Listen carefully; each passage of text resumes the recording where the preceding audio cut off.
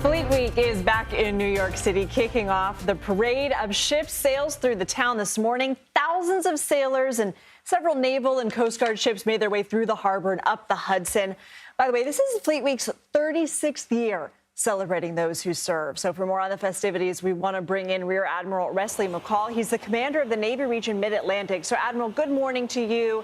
What a beautiful day for this. Really? And thank you for being with us. So walk us through some of the major events happening today and the rest of the week.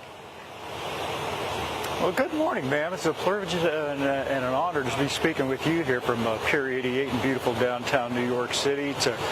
Like you said, it's a wonderful, wonderful weather out here. It's not hot yet, but it is absolutely beautiful out here. But thanks for having me. You're going to expect the best and brightest that America has to offer, with thousands of sailors, Marines, and Coast Guardsmen and women, just coming into the city of New York and interacting with the citizens here and just having a great time like we have for the last 36 years. So a great event for our military folks. So, New York is often a sight to see in many different ways. Times Square. But I love this week because the streets are filled with the men and women in service. They are wearing their uniforms. And I got to say, you make New York look a lot nicer. Right? It elevates the way New York looks. Can you tell us what this means to the men and women in military service?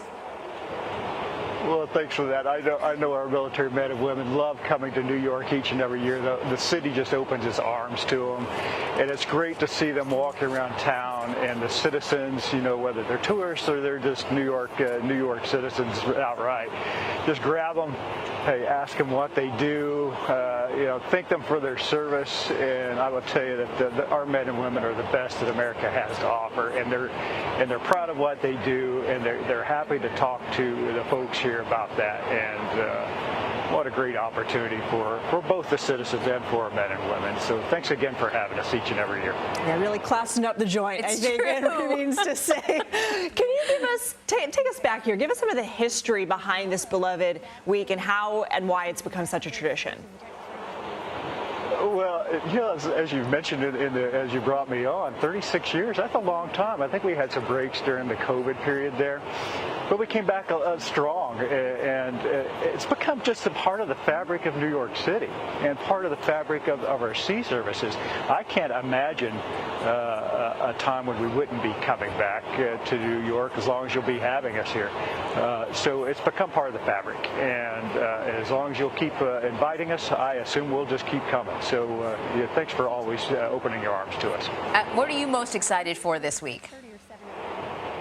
I'm excited. I'm most excited about those interactions with the public out there, and walking up and down the streets, whether it's in Times Square or out in Hell's Kitchen or over on Staten Island, and just getting to talk with the folks.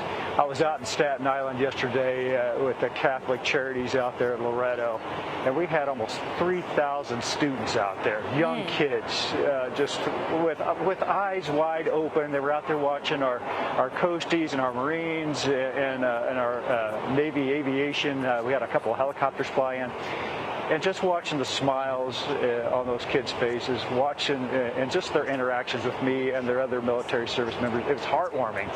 And, obviously, if I could get one of those kids, 15 years down the road to raise their right hand and come join us in the service, that'd be fantastic. But what a privilege to bring that to them.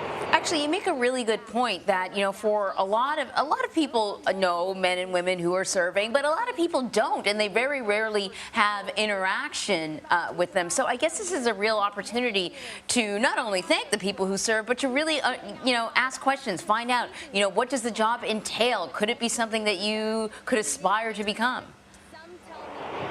Absolutely, man. Absolutely.